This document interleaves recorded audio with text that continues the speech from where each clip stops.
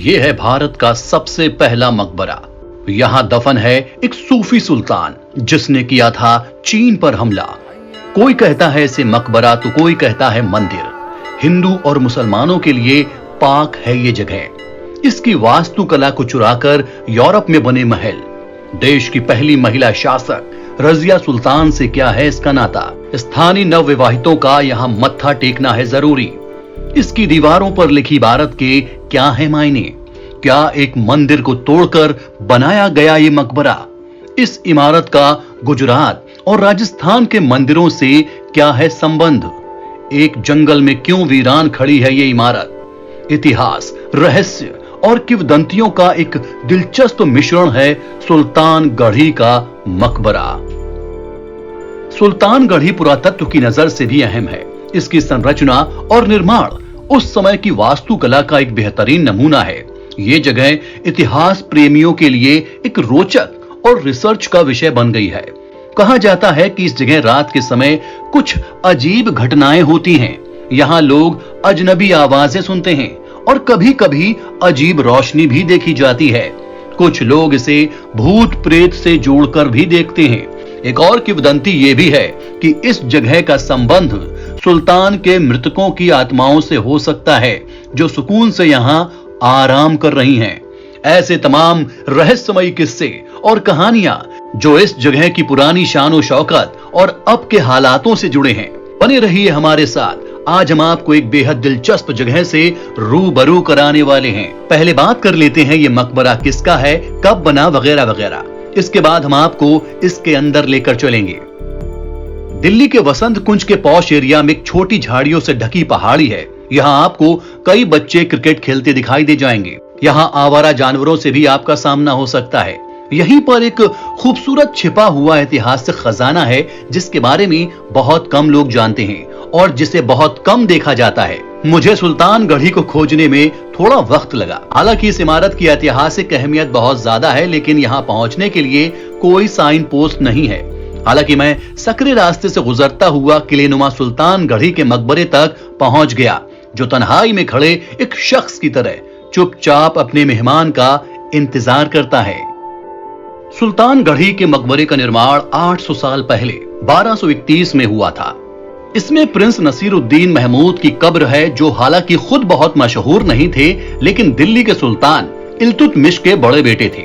नसीरुद्दीन भारत की पहली महिला शासक रजिया सुल्तान के बड़े भाई भी थे।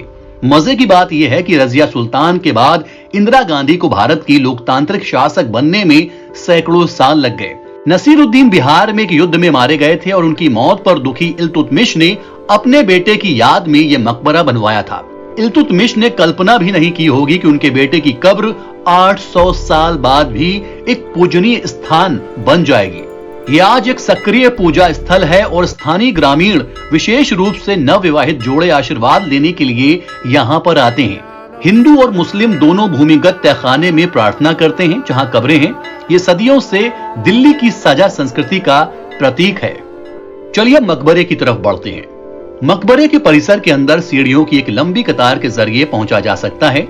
आप दोहरे दरवाजे से अंदर दाखिल होते हैं जो सफेद संगमरमर से बना है। प्रवेश द्वार पर खुदा हुआ एक शिलालेख मेहमानों को बताता है कि इस मकबरे की तामीर किसने और क्यों की। इसमें लिखा है, इस मुबारक इमारत को महान सुल्तान, सबसे महान बादशाह, लोगों की गर्दनों का मालिक, दुनिया में अल्लाह की पनाह, भरोसेमंद की हिफाजत करने वाला, सुलेमान के मुल्क का वारिस, दुनिया के हर मुल्क में मुहर का मालिक, वफादारों के सरदारों का मददगार, सुल्तानों का सुल्तान, जो खास तौर से दुनिया के अल्लाह का तरफदार है, शमशुद्दीन वाडिन अबुल ने बनाने का हुक्म दिया। मुजफ्फर इल्तुतमिश सुल्तान, अल्लाह उसकी सल्तनत को कायम रखे, पहले के बादशाहों के बादशाह अबुल फतेह महमूद के मकबरे के तौर पर अल्लाह उसे अपने रहम से माफ कर दे और उसे हिजरी 629 में जन्नत के मरकज में बसाए। जब आप अंदर दाखिल होते हैं तो एक सुकून का एहसास होता है। एक अजीब सी खामोशी यहाँ तारी रहती है। चूंकि एयरपोर्ट यहाँ से करीब है तो हवाई जहाजों की तेज आवाज यहाँ की शांति में खलल डालती है। परिसर के बीचों बीच एक अंडरग्राउंड अष्टकोणीय मकबरा है। हालांकि बाहर से देखने में मकबरा बिल्कुल भी नहीं लगता। मैं इसके नीचे भी आपको लेकर चलूंगा। इस पर एक छत बनी हुई है। इसकी ऊंचाई करीब 1 मीटर है।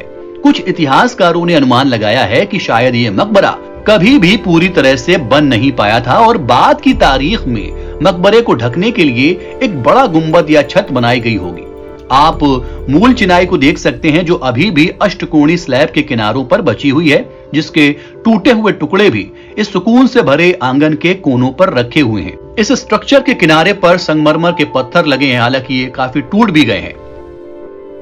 सुल्तानगढ़ी मकबरे की बाकी वास्तुकला बिल्कुल सीधी सादी है, या ये कहें कि कुतुब मीनार कॉम्प्लेक्स में जिस तरह की इमारतों में कारीगरी की गई है, ठीक उसी शैली में इस मकबरे को डिजाइन किया गया है।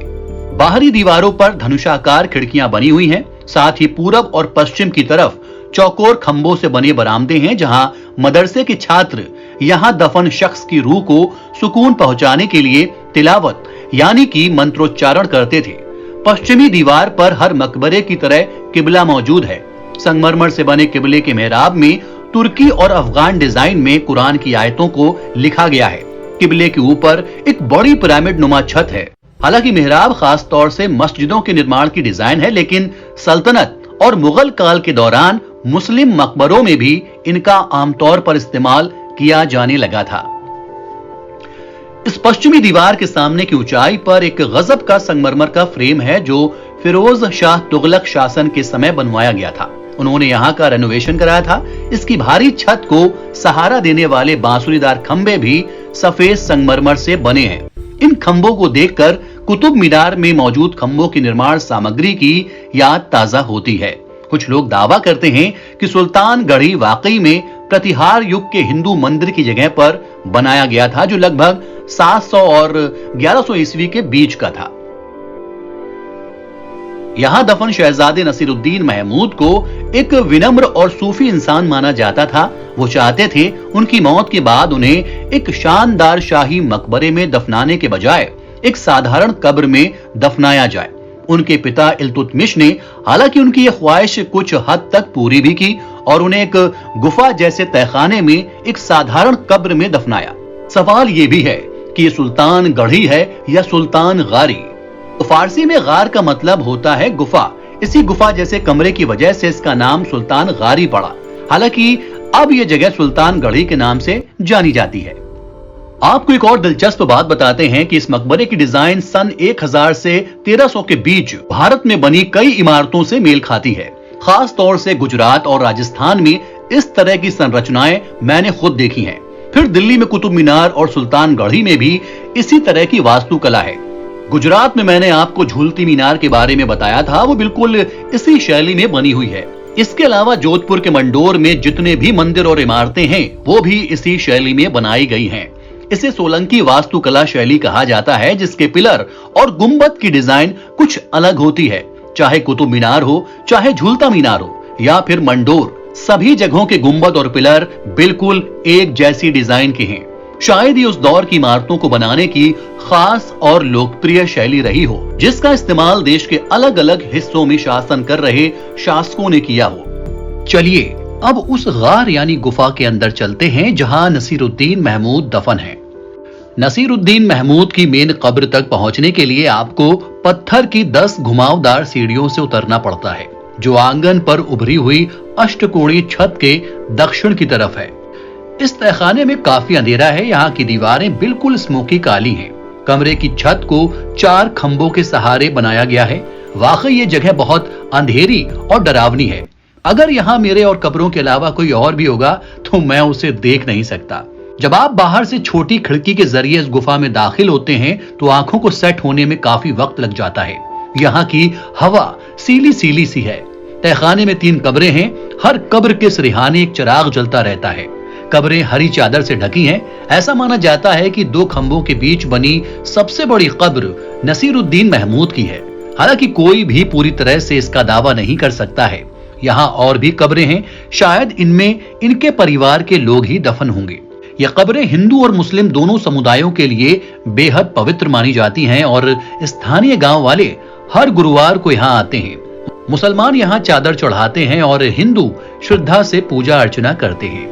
चलिए अब आपको इस मकबरे में दफन नसीरुद्दीन महमूद के बारे में बताते हैं कि कैसे इनकी मौत हुई। नासिरुद्दीन महमूद दिल्ली के सुल्तान शमशुद्दीन इल्तुतमिश और उनकी पत्नी तुर्कान खातून के सबसे बड़े बेटे थे। तुर्कान खातून कुतुब मीनार का निर्माण करवाने वाले कुतुबुद्दीन ऐबक की बेटी थी। दिल्ली सल्तनत के वक्त उनके कंधों पर अवध के गवर्नर के तौर पर जिम्मेदारी थी और बाद में 1229 में अपनी मौत तक बंगाल गवर्नर के तौर पर काम करते रहे। फिर 1230 में अली शेर खिलजी के बेटे बालका खिलजी ने खुद को बंगाल का स्वतंत्र राजा घोषित कर दिया। इस तरह 1231 में इल्तुतमिश ने उसके खिलाफ चढ़ाई की और उसे हरा दिया और अलाउद्दीन जानी को बंगाल का अगला गवर्नर बनाया। जब इवाज खिलजी ने दिल्ली के सुल्तान इल्तुतमिश के खिलाफ विद्रोह किया तो उन्होंने इवाज के खिलाफ आक्रमण का नेतृत्व करने के लिए अपने बेटे नसीरुद्दीन महमूद को अलाउद्दीन जानी के साथ भेजा। इवाज की हार हुई और वो मारा गया और नसीरुद्दीन को बंगाल का गवर्नर बनाया गया। उन्हें सुल्तान इल्तुतमिश से मलिक उश शार्क यानी कि पूरब कर राजा की उपाधि मिली। 1228 में नसीरुद्दीन ने कामरूप के राजा प्रथु पर हमला किया और उनकी हत्या कर दी। अपने साम्राज्य को बढ़ाने के मकसद से उन्होंने तिब्बत और चीन के कुछ इलाकों पर हमला किया। हालांकि ठंडे मौसम और बर्फ की वजह से उन्हें वापस बंगाल लौटना पड़ा क्योंकि उनके कई सैनिक हाइपोथर्मिया की वजह से मारे गए। हालांकि नसीरुद्दीन भी बीमार पड़ गए और 1.5 साल तक शासन करने के बाद 1229 में उनकी एक जंग के दौरान मौत हो गई। उनके मकबरे को अब सुल्तान गढ़ी कहा जाता है, जो भारत का सबसे पुराना इस्लामी मकबरा है। ये इलाका अब कुतुब मीनार परिसर का हिस्सा है। इस परिसर में रुकनुद्दीन फिरोज और मुइजुद्दीन बहराम की कब्रें भी हैं। उन्हें भी सुल्तान गढ़ी के ठीक बगल में अलग अलग छतरियों में दफनाया गया था। ये दोनों भी इल्तुतमिश के बेटे थे। 2 छतरियों में से अभी भी एक छतरी मौजूद है, बाकी खत्म हो गई है। भारतीय पुरातत्व सर्वेक्षण द्वारा रिपोर्ट की गई कुछ पुरातात्विक खोज में 1361 के एक शिलालेख मिलता है, जिसमें एक विवाह के अवसर पर एक टैंक की खुदाई का उल्लेख है।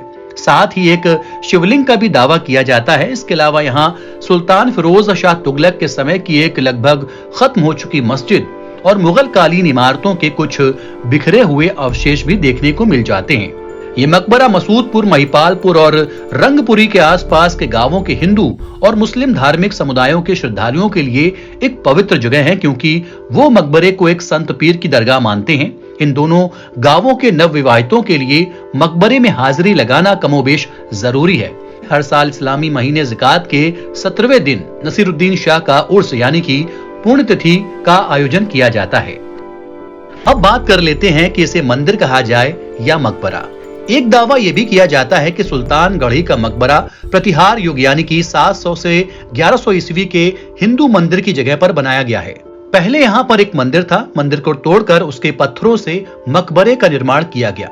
दूसरी तरफ यह भी दावा किया जाता है कि यह मकबरा मंदिर तोड़कर नहीं, बल्कि उस जमाने के हिंदू कारीगरों से बनवाया गया, जो पत्थरों को तराशकर इस शैली की इमारतों को बनाने में माहिर थे।